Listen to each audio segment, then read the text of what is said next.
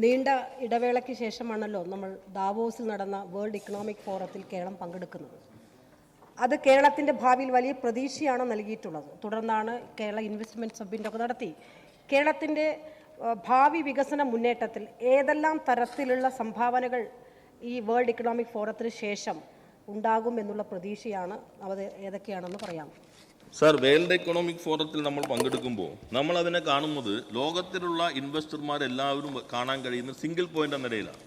അതുകൊണ്ടാണ് 3.5 ദിവസം കൊണ്ട് നമ്മൾ 70 മീറ്റിങ്ങുകൾ നടത്തുകയുണ്ടായി.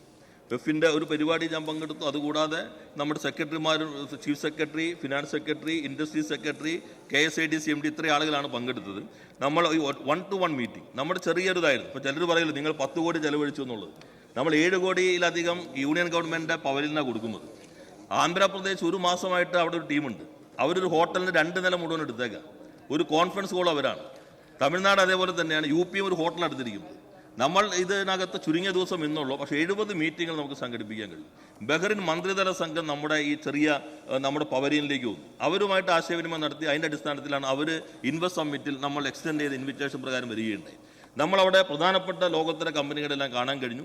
വെഫിനകത്ത് പോയാലുള്ള സൗകര്യം നമുക്ക് എല്ലാവരെയും അവിടെ വെച്ച് തന്നെ ഇൻഫോർമലായിട്ട് കാണാൻ കഴിയും. അപ്പോൾ നല്ല ഒരു തുടക്കമാക്കാൻ കഴിഞ്ഞിട്ടുണ്ട്. അതിൻ്റെ പ്രതിഫലനം നമ്മുടെ ഇൻവെസ്റ്റ് സമ്മിറ്റിലുണ്ടായി. ഇൻവെസ്റ്റ് സമ്മിറ്റിൽ വന്നിട്ടുള്ള വെഫിൻ്റെ പ്രതിനിധികളെയും നമ്മൾ ഈ സമ്മിറ്റിലേക്ക് വിളിക്കുകയുണ്ടായി. അതുമായി ബന്ധപ്പെട്ട ഇന്ത്യയിൽ കാര്യങ്ങൾ കൈകാര്യം ചെയ്യുന്നതിനും വിളിക്കുകയുണ്ടായി. അപ്പോൾ നല്ലൊരു അന്തരീക്ഷം രൂപപ്പെട്ടിട്ടുണ്ട്. നമുക്ക് നല്ല രീതിയിൽ തന്നെ അത് മുന്നോട്ട് കൊണ്ടുപോകാൻ ശ്രമിക്കാം.